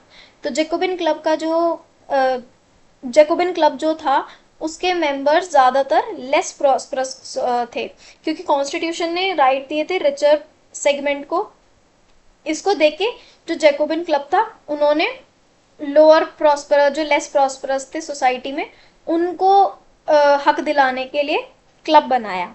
अब इसमें ज़्यादातर लोग जिसके हक में थे वो थे स्मॉल शॉपकीपर्स, छोटी मोटी जो शॉप चलाते थे, आर्टिसंस और सर्वेंट्स जो और डेली वेज वर्कर्स जैसे फार्मर्स वगैरह, उनके हक में था ये। और इनका जो लीडर था उसका नाम था मैक्समिलियन रॉबेस्पियर। अब मैक्समिलियन रॉबेस्पियर जो था हाँ, मैक्समिलियन रॉबेस्पियर जो इतना ज़्यादा लोगों के हित में बात करता था, लोगों को लगता था भाई यही मसीहा है, यही हमें बचाएगा। तो उन्होंने क्या करा, ये लोग ना अपने आप को अलग दिखाने के लिए लंबी धारियों वाली पैंट्स पहनते थे जिनको ये सैन क्यूलोट्स बोलते थे, जिनका मतलब था कि वो लोग जो नी ब्रीचेस नहीं पहनते। पहले के जो फ्रांस में लोग थे ना, अमीर लोग थे, वो शॉर्ट्स पहनते थे, घुटनों तक की पैंट्स पहनते थे, नीज तक। और जो जैकोबिन क्लब हुए वो नीचे तक की पैंट पहनते थे, बिल्कुल नीचे, और लॉन्ग स्ट्राइप्ड होती थी उन ट्राउजर्स में। तो ये अपने आप को वो दिखाते थे कि हम डिफरेंट हैं। क्या ज़माना है, पहले लोग जो छोटे कपड़े पहनते हैं वो अमीर हैं, जो पूरे कपड़े पहन रहे हैं वो गरीब है। नाइस। चलो, फिर समर आ गया, विंटर में बहुत बुरे हाल हुए, क्रॉप्स खराब हो गई, सब चीज़ हो गई, और अब आ गया समर, ठीक है। तो समर में जैकोबिन्स ने एक रिवोल्ट प्लान करी फॉर जो हाई प्राइसेस हो गए फूड के उसके खिलाफ, ठीक है, कि शॉर्ट सप्लाई है, हाई प्राइसेस है, उसके खिलाफ उन्होंने रिवोल्ट कर दी। ऑन अगस्त 10 उन्होंने पैलेस ऑफ ट्यूलरीज को ही कर दिया तबाह। जो ये जो किंग्स होते थे ना, इनके डिफरेंट डिफरेंट पैलेसेस होते हैं। समर का पैलेस डिफरेंट और गर्मियों का पैलेस डिफरेंट। तो गर्मी का जो पैलेस था इसका सर्दियों का तो वर्सैली हो गया, ठीक है। अब गर्मियों का जो है वो है पैलेस ऑफ ट्यूलरीज। पेरिस में था ये पैलेस ऑफ ट्यूलरीज। अब इसको जो गर्मी में ये लोग सारे के सारे पेरिस गए और पैलेस ऑफ ट्यूलरीज को इन्होंने तबाह कर दिया और जो गार्ड्स वार्ड्स थे उनको मारा और राजा और उसके जो रानी वगैरह थे उन सबको हॉस्टेज बना के घंटों रखा। और इनको फिर क्या करा इन्होंने, अपने पास ही रखा बहुत घंटों तक। फिर लास्ट में असेंबली ने वोट किया, नेशनल असेंबली ने वोट किया कि भाई ये जो है रॉयल फैमिली, इसको अब हम जेल कर देंगे, ठीक है। इलेक्शन हुए, इलेक्शन में आए, हाँ हाँ इनको जेल कर दो, राजा और रानी को जेल कर दो, रॉयल फैमिली को। अब क्या हुआ, जो मतलब ये जेल हो गए, इलेक्शन हो गए। अब इस इलेक्शन में जो ये वाले जो अब इलेक्टेड असेंबली बनी, ठीक है, 1972 में जो ये अब पहली वाली असेंबली खत्म हो गई, ठीक है। अब जो दूसरी वाली असेंबली बनी इसका नाम था कन्वेंशन, कन्वेंशन असेंबली। अब इसमें 21 साल के आदमी वोट कर सकते थे। इनको कोई जरूरत नहीं थी कि अमीर हो गरीब हो, अब ये वोट कर सकते थे। 21 साल के, बस उनको 21 साल का होना है, दैट्स इट, ठीक है, और वो वोट कर सकते हैं। ऑन 21 सितंबर 1792 में मोनार्की बिल्कुल खत्म हो गई, क्योंकि राजा ही बंदी बना लिया, तो मोनार्की बिल्कुल खत्म हो गई और फ्रांस रिपब्लिक स्टेट डिक्लेयर हो गया। अब आपको लग रहा होगा खत्म कहानी, नहीं हुई, अब भी कहानी बची है। अब देखो, जो लुई द 16 है, इनको जनवरी में, ये सितंबर में हुआ कि मोनार्की खत्म हो गई, और इसी के बाद जो जनवरी आया 1793 में, जनवरी 21, 21 सितंबर के हुआ, और इसके बिल्कुल ही जनवरी 21 को 1793 में राजा को गद्दार घोषित करते हुए पूरे समाज के आगे चौक पे गिलोटिन नाम की एक मशीन से गला काट दिया गया, जिलोटिन नाम की मशीन से। जिलोटिन जो मशीन होती है वो कुछ ऐसी दिखती है, ओके मुझे मिल नहीं रही, बट जिलोटिन जो मशीन होती है ना, उसके ऊपर एक बहुत बड़ी, एक बहुत ही मतलब धारीदार, यहाँ पे बनाती हूँ, एक यहाँ पे ये एक ऐसे ब्लेड है, ठीक है, और नीचे इसके अराउंड लाइक 7-8 फुट नीचे एक ऐसे ना गर्दन रखने के लिए जगह बना के, और ये रखी हुई है। पीछे इसके एक रोप होती है, ठीक है, जिसको एक आदमी पकड़ के रखता है, और जैसे ही ऑर्डर आता है वो इसको छोड़ देता है, ऊपर ब्लेड को छोड़ देता है, यहाँ पे जो गर्दन रखी हुई है वो एकदम झट से अलग हो जाती है, ठीक है, उसको बोलते हैं गिलोटिन। तो गिलोटिन नामक की मशीन से राजा को मार दिया गया, और उसी के ही थोड़े टाइम बाद रानी को भी उसी टाइप से मार दिया गया, गद्दार होने के जुर्म में। फिर जो ये कन्वेंशन असेंबली थी, उसका जो राजा था वो जैकोबिन क्लब का जो लीडर था मैक्सिमिलियन रॉबेस्पियर, वो बन गया। एंड मैक्सिमिलियन रॉबेस्पियर ने 1 साल रूल किया, और ये 1 साल रेन ऑफ टेरर के नाम से जाना जाता है। रेन ऑफ टेरर मतलब कि इसमें इसने इतनी दहशत बना दी थी, इतना सीवियर कंट्रोल और पनिशमेंट कर दी थी कि इसको दहशत का जो टाइम पीरियड होता है उसके नाम से इसको जाना जाता है। अब ये था टाइम पीरियड 1793 टू 1794, ठीक है। अब इसमें क्या हुआ, जितने भी इसके एनिमीज थे, दुश्मन थे, क्लर्जी थे, एक्स नोबल्स थे, मेंबर ऑफ पॉलिटिकल पार्टीज थे, और या फिर उसकी खुद की पार्टी के जो उसके मेथड से एग्री नहीं करते थे, उन सबको ये अरेस्ट कराता था, जेल में डालता था और गिलोटिन करा देता, मार देता था उसको, ठीक है।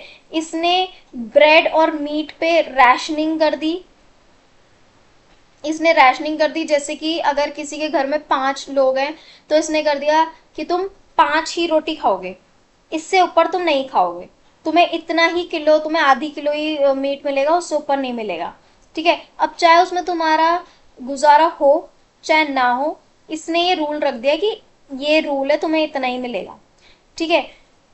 जो लो पीजेंट्स थे उनको एक सर्टेन अमाउंट पे, एक फिक्स्ड अमाउंट पर ही अपने ग्रेन्स को बेचने की सलाह दी गई कि तुम्हें इतने फिक्स्ड प्राइस पर ही बेचना है। जैसे कि अगर कोई गेहूं बेचने जा रहा है, उसको बोल दे तुझे 100 रुपए किलो में ही बेचना है, तुझे इससे ऊपर नहीं बेचना। अगर उसको 500 रुपए किलो बिक रहा है तब भी वो 100 रुपए किलो में ही बेचेगा उसको। ठीक है, उसने वो फिक्स्ड अमाउंट रख दी, इससे बहुत नुकसान हुआ। उसने उसने बोला कि सफ़ेद मैदा जो होता है उसको फॉरबिट कर दो, ये आपको खाना ही नहीं है। ठीक है, which is a good thing, नहीं खाते, बट उसने ये चीज़ बनाई कि उसने एक रूल रख दिया। अगर हमें पता है कि ये चीज़ अच्छी नहीं है, बट अगर कोई हम पे वो चीज़ थोप दे तो हमें तो बुरा ही लगेगा ना। तो ये वो करा इसने, वो बिल्कुल ही मना कर दिया कि ये चीज़ तो मिलेगी ही नहीं और इसका बहुत ज़्यादा नुकसान है और ये तो तुम्हें खानी है ही नहीं। ठीक है, और सारे के सारे लोगों को इक्वलिटी ब्रेड खानी। इक्वलिटी ब्रेड उनका एक नाम था। इक्वलिटी ब्रेड एक ब्रेड का नाम था। उसने बोला कि यही ब्रेड खानी है और ये होल व्हीट से बनी हुई है, तुम्हें यही ब्रेड खानी है, तुम्हें इसके अलावा कोई ब्रेड ही नहीं मिलेगी। अगर किसी का मन भी कर रहा है तब भी नहीं मिलेगी। उसने बोला कि जो सर और मैम है, ठीक है, मॉन्सियोर और मैडम, ये वहां पे जो बोला जाता था, उसने बोलते ये सारे लोग ये नहीं बोलेंगे। अब से लोग सर और मैडम नहीं बोलेंगे, अब से लोग बोलेंगे सिटीजन, सितोयन एंड सितोइनी। आदमियों को बोला जाता था सितोयन और औरतों को बोला जाता सितोइनी। उसने बोला यही बोला जाएगा, ना सर ना मैडम। ठीक है, जो चर्चेस थे वो बिल्कुल बंद कर दिए गए। जो बिल्डिंग्स थी उनको ऑफिसेज में कन्वर्ट कर दिया, बैरक्स में कन्वर्ट कर दिया। रॉबिस्पेयर ने अपनी पॉलिसी इतनी हार्श तरीके से करी, इतनी हार्शली उसने पॉलिसी परस्यू करी कि उसके जो सपोर्टर थे वो भी उससे हाथ जोड़ने लग गए, रहम की भीख मांगने लग गए कि भाई थोड़ी सी राहत दे दे हमें। और फाइनली उसके इतने सारे जितना भी उसने जल्लादपना किया, उसकी सारी कर्मों की सज़ा उसको जुलाई 1794 में मिली। सेम तरीके से उसको भी मारा गया, अरेस्ट किया गया, इम्प्रिजन किया गया, गिलोटिन करा दिया गया नेक्स्ट डे। ठीक है, देखो इधर लिखा हुआ है guillotine is a device consisted of two poles and a blade in which person is beheaded. It was name after doctor Guillotine who invented it. अच्छा, ठीक है। Now directory rules France. A new constitution was introduced which denied the vote to non-propertied of society. एक और constitution बना। ये ना बहुत बारी कॉन्स्टिट्यूशन चेंज हुआ है इनका। ठीक है, एक और कॉन्स्टिट्यूशन बना जिसमें उन्होंने उन लोगों को वोटिंग का हक नहीं दिया जिनके पास प्रॉपर्टी ही नहीं है। जिनके पास प्रॉपर्टी नहीं है वो वोट नहीं देंगे। ठीक है, it provided two elected legislative councils which then appointed by a directory and executive made of 5 members. उन्होंने जो दूसरी रूल्स बनी, उन्होंने एक लेजिस्लेटिव काउंसिल की जगह, इससे घबरा कर, मैक्सिमिलियन रॉबिस्पेयर से घबरा कर ये चीज़ें हुई हैं। ठीक है, उन्होंने करा कि दो इलेक्टेड लेजिस्लेटिव काउंसिल्स होंगे जिनको डायरेक्टरी अपॉइंट करेगी, जो डायरेक्टरी अपॉइंट करेंगे।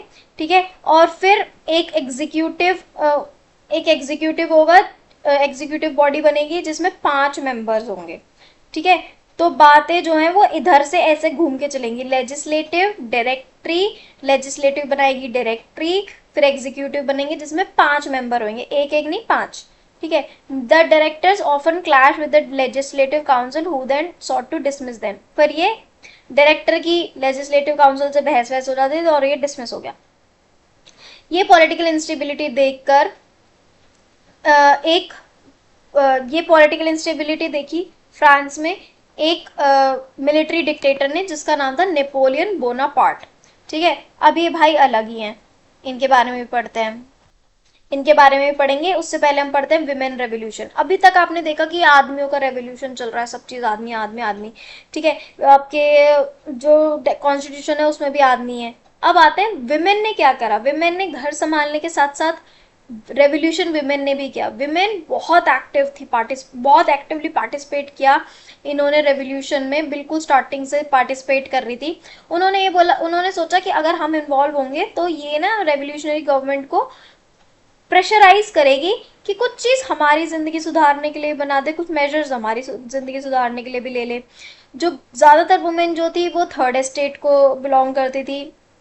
जो काम करती है, जैसे sellers, domestic servants, house of prosperous people, ये मैंने आपको बताया ही था कि या तो वो झाड़ू पोछे लगाती थी या फिर कुछ फैक्ट्री में काम करती थी, फूल बेचती थी, ऐसे काम करती थी। मैंने आपको पहले ही बताया था, कपड़े धोती थी नोबल लोगों के घरों में जाके, है ना।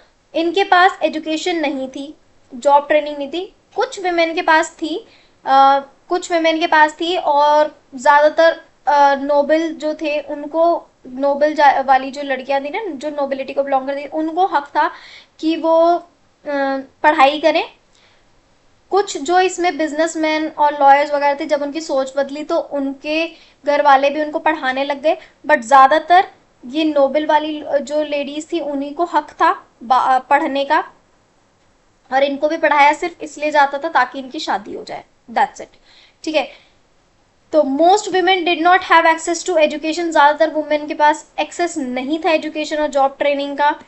तो उनको अपनी वॉइस जब डिस्कस करनी होती थी, पॉलिटिकल क्लब्स में देनी होती थी, तो वो क्या करती थी, सोसाइटी उन्होंने बनाई, the society of revolutionary and Republican women, सबसे फेमस थी, इसको सबसे ज़्यादा याद रखना, the society of revolutionary and Republican women, ये सबसे ज़्यादा फेमस थी। उनमें जो औरतें थी वो डिसअपॉइंटेड थी कॉन्स्टिट्यूशन से, जिन्होंने उनको पैसिव सिटीजन बना दिया था। मैं आपको पहले ही बता रही थी ये वाली चीजें कि उसमें लिखा हुआ declaration of the rights of man and citizen, जो मैन वर्ड आ गया, उन्होंने इनको बहुत डिसअपॉइंट किया।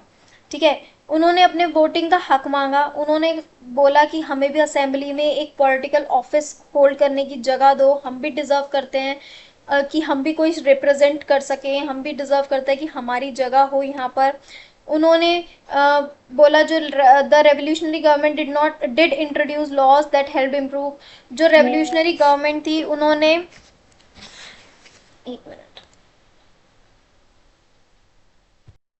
विमेन ने अपनी चाहा कि भाई हमारी लाइफ इम्प्रूव करो, तो गवर्नमेंट ने उनके लिए इंट्रोड्यूस भी करे कुछ लॉज, जैसे कि उनके लिए स्टेट स्कूल्स बनाए और उनको बोला कि आपके लिए कंपलसरी है स्कूलिंग करनी। फादर जो आदमी है वो अपनी लड़की को, अपनी जो बेटी है उसकी ज़बरदस्ती शादी नहीं करा सकते अगेंस्ट देयर विल, और जो डाइवोर्स है उसको लीगल कर दिया गया, और वो दोनों की साइड से जा सकता था, अब विमेन की भी और मेन की भी। Women could now train for jobs, could become artist और रन स्मॉल बिजनेस, अब औरतें काम भी कर सकती थी, अपना बिजनेस भी चला सकती थी, ट्रेन भी करती थी। लेकिन जो लेकिन during the rain of terror, जो नई गवर्नमेंट आई, उन्होंने विमेन के जो क्लब है उनको बंद करवाने के लिए बोल दिया, पॉलिटिकल एक्टिविटी को बंद कराने के लिए बोल दिया। बहुत सारी जो प्रोमिनेंट वुमेन थी, जो बहुत ज़्यादा आवाज़ उठा रही थी, उनको अरेस्ट कर दिया गया, अरेस्ट करा दिया गया, एंड उनको एग्जीक्यूट भी कर दिया, एग्जीक्यूट मतलब उनको भी मरवा दिया गया गिलोटिन से। एंड वुमेन को, जैसे मैंने आपको बताया, 1946 में वुमेन को वोटिंग राइट मिला, इतने सालों की मेहनत के बाद। नाउ अबॉलिशन ऑफ स्लेवरी, आप जानते हैं कि अबॉलिशन ऑफ स्लेवरी कैसे हुआ, the unwillingness of Europeans to go and work in colonies in the Caribbean which were important suppliers of commodities such as, alright, जो यूरोपियंस थे उनको ना काम करने कॉलोनीज में नहीं जाना था। ठीक है, उनका मन नहीं था कि भाई वो कैरेबियन कॉलोनीज में जाए, कैरेबियन कॉलोनीज मतलब कि अमेरिकन कॉलोनीज, जिनको वोटिंग का मतलब जिनके लिए पैसे दिए थे लुई द 16 ने लड़ाई के लिए, वो। ठीक है, बट उनको जाना पड़ा कैरेबियन कॉलोनीज में, क्योंकि वो एक बहुत अच्छा सप्लायर था tobacco, Indigo, sugar and coffee का, जिसने लेबर की बहुत शॉर्टेज हो गई थी, इसलिए स्लेव ट्रेड शुरू हो गया था 17 सेंचुरी में। सबसे पहले जो स्लेवरी आई थी वो अमेरिका में ही आई थी। ठीक है, तो जो फ्रेंच मर्चेंट्स थे वो क्या करते थे, जो फ्रेंच के जो लोग थे वो क्या करते थे, वो अफ्रीका से स्लेव्स लेते थे। ठीक है, अफ्रीका से लोगों को बंदी बनाते थे और उनको लेके जाते थे और उनसे काम वाम करवाते थे। ठीक है, कैरेबियंस लेके जाते थे और उनसे काम वाम करवाते थे, 3 महीने का पूरा ऐसे टाइटली पैक्ड लेके जाते थे शिप में, for 3 months long voyage across the Atlantic to Caribbean, मतलब 3 महीने लगते थे उन्हें पहुंचने में, और उनको ऐसे पैक करके लेके जाते थे शिप में, मतलब ना तो उन्हें ढंग का खाना मिल रहा, और शिप में जाना is not an easy task. अगर आप शिप में रेगुलरली नहीं रहते हो तो इतना ज़्यादा नौशिया होता है, इतनी ज़्यादा प्रॉब्लम्स होती हैं। और उनको ऐसे भर के लेके जाते थे जैसे कुछ सामान हो, ना लोग ना हो, बस सामान हो, ठीक है, ऐसे लेके जाते थे उनको। फिर प्लांटेशन जो ओनर्स होते थे, जिनके पास बड़ी बड़ी लैंड थी और जिनके पास खेती थी, उनको बेच देते थे। वो अपने यहाँ पर स्लेव्स को एक्सप्लॉइट करते थे, उनको शुगर ग्रो कराते थे मार्केट, ताकि वो मार्केट में बेच सके, यूरोपियन मार्केट में, अमेरिका में ग्रो कराते थे, और उनको बहुत बुरे ढंग से रखते थे। पोर्ट सिटीज थी जैसे बोर्डक्स एंड नेंटेस, इन्होंने अपनी इकोनॉमिक प्रॉस्पेरिटी दी, मतलब इनको इतनी प्रॉस्पेरिटी मिल गई, इतना ज़्यादा इनके यहाँ से चीज़ें जाने लग गई, इतना ज़्यादा ग्रो कर गई ये कंट्री सिर्फ अपनी स्लेव ट्रेड से। मतलब ये जो बॉर्डक्स एंड नेंटेज है, इन्होंने इतने ज़्यादा स्लेव्स भेज दिए कि इनके पास पैसा ही पैसा आ गया, ठीक है। तो जो नेशनल असेंबली है, उन्होंने बहुत सारी डिबेट के बाद ये करा कि rights of the man should be extended to all French subject including those in the colonies. इसका मतलब है कि उन्होंने ये बोला कि जो ये राइट्स है ना मैन के, ये ना ही सिर्फ फ्रांस में होना चाहिए, ये उनके लिए भी है जो कॉलोनीज में स्लेवरी कर रहे हैं, उनके लिए भी है ये जगह, उनके लिए भी है ये सारे हक। फ्रेंच नेशनल असेंबली ने ये बोला, बट उसने कोई लॉ पास नहीं करी इसके लिए। तो जो ऑपोजिशंस थे, उन्होंने, उनको डर था कि जो ऑपोजिशंस हैं from businessman whose income dependent on the slave trade, तो उन्होंने इसलिए लॉ पास नहीं करी। उनको डर था कि ये जो बिजनेसमैन है, इनका तो काम ही स्लेव्स को इधर उधर पहुंचाना है, ये इसके खिलाफ बोलेंगे नेशनल असेंबली वालों को, ये लगा, तो इसलिए उन्होंने नहीं करा। बट जैकोबिन रजीम जो आई थी, जैकोबिन जो आया था मैक्समिलियन रॉबेस्पियर 1794 में, उन्होंने फ्रेंच कॉलोनीज से ये अपनी स्लेवरी को हटा दिया, ठीक है। अब क्या होता था, हाँ, फिर दोबारा से जब नेपोलियन आया ना, 1794 में आया, ये फ्रेंच कॉलोनी से स्लेवरी हटा दी गई 1794 में। फिर 10 साल बाद, पूरे 10 साल बाद फिर नेपोलियन आया और उसने री इंट्रोड्यूस करी, और फाइनली फाइनली 1848 में स्लेवरी फाइनली ओवर हो गई वहां से, ठीक है। अब क्या होता है, ओके, अब आता है नेपोलियन बोनापार्ट। ये लास्ट के दो पॉइंट्स हैं, इनको और पढ़ लेते हैं, ठीक है, फिर चैप्टर खत्म हमारा। तो राइज ऑफ नेपोलियन बोनापार्ट, जब रेन ऑफ टेरर खत्म हुआ ना, तो इसने दिखाया कि पॉलिटिकल इंस्टेबिलिटी बहुत है। तो 1804 में नेपोलियन बोनापार्ट ने अपने आप को फ्रांस का एम्परर घोषित कर दिया कि मैं फ्रांस का एम्परर हूँ, ये सब कुछ गलत गलत हो रहा है, अब मैं हूँ फ्रांस का राजा, ठीक है। नेपोलियन बोनापार्ट ने औरतों के हक में वो सारी चीज़ें लिखी थी जो मैंने आपको बताई हैं, ठीक है। इसको देखते हुए औरतों को लगा और लोगों को लगा कि भाई ये तो हमारा उद्धार कर देगा, मैक्समिलियन रॉबेस्पियर ने तो नहीं करा, ये हमारा उद्धार कर देगा, तो हम इसको राजा बना देते हैं। क्योंकि उस टाइम पे लोगों में इतनी समझ नहीं थी, ठीक है, तो उन्होंने इसको अपना, इसने खुद को खुद ही राजा घोषित कर दिया। अब जो मोनार्की से ये लोग इतने जद्दोजहद के बाद निकले थे, वापस उसी में आ गए। उसने अपने आसपास की बहुत सारी कंट्रीज को, नेबरिंग कंट्री को अपने अंडर ले लिया, ठीक है, जैसे पर्जिया हो गया, इन सबको अपने अंडर ले लिया। फिर अपनी फैमिली को ही मेंबर बनाता चला गया, मतलब कि उसने फिर से मोनार्कियल सिस्टम ले आया, ठीक है। उसको लगा कि वो एक मॉडर्नाइजर है यूरोप का, वो यूरोप को मॉडर्न कर रहा है। उसने बहुत सारे लॉज लेके आया वो, जैसे कि प्राइवेट प्रॉपर्टी प्रोटेक्शन होनी चाहिए, प्राइवेट प्रॉपर्टी पे किसी की प्रॉपर्टी किसी की प्राइवेट नहीं होनी चाहिए, ठीक है, वो गवर्नमेंट की होनी चाहिए। Uniform system of weights and measures लेकर आया कि वेट्स और मेजर्स ऐसे करोगे, लीटर हो गया, किलोग्राम्स हो गया, ये वाले सिस्टम को लेके आया। उसने डेसिमल सिस्टम को लेके आया, जो आज हम पढ़ते हैं, किलोग्राम, लीटर और पर आवर, ये सारे फॉर्म्स लेके आया, ये सारे मेजर्स लेके आया, और इसमें डेसिमल सिस्टम, पॉइंट सिस्टम लेकर आया, ठीक है।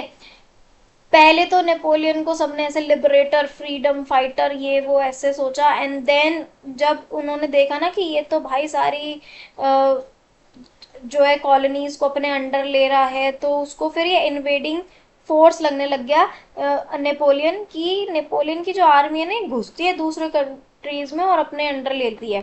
तो सबको पता चल गया ये नहीं है, ये एक मोनार्कियल सिस्टम ही चल रहा है अब तुम्हारा, और ये तुम्हें शासन करने फिर आ गया, जिसको तुमने खत्म किया था ये वापस आ गया।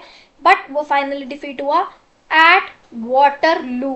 वाटरलू, ठीक है, वाटरलू में उसको डिफीट कर दिया गया। Lastly, the legacy of French revolution. French revolution को हम क्यों पढ़ते हैं, ये क्यों है इतना इम्पोर्टेंट, इसमें फिर से बताया गया है। मैं आपको फिर से बता देती हूँ कि जो इसका आइडिया था डेमोक्रेटिक राइट्स का, लिबर्टी का, ये सारा फ्रेंच रेवोल्यूशन से आया है, जो आज हमारी कंट्री में भी है।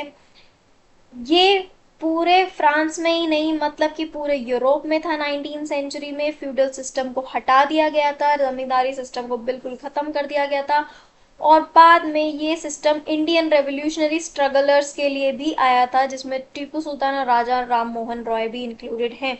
राजा राम मोहन रॉय और टीपू सुल्तान ने इस फ्रेंच रेवोल्यूशन से खुद को इंस्पायर किया, और इसी को अडॉप्ट करते हुए उन्होंने भी रिवोल्ट्स करे, रेवोल्यूशन करने की पूरी पूरी कोशिश करी, स्ट्रगल करा, बहुत कुछ। ठीक है, this was your chapter. I hope you liked it, you love it, and ये चैप्टर बहुत इंटरेस्टिंग है, आपको अच्छे से याद भी हो गया होगा। अगर नहीं हुआ तो आप मुझे कमेंट कर दीजिए, मैं इसको और अच्छे से और फाइन तरीके से एंड थोड़ा शॉर्ट में, या फिर पूरी डिटेल में एक एक लाइन अगर एनसीईआरटी के पढ़नी है तो वैसे मैं आपको बिल्कुल समझा दूंगी। एंड इसके क्वेश्चन आंसर्स हम करेंगे in next video. Bye bye, thank you.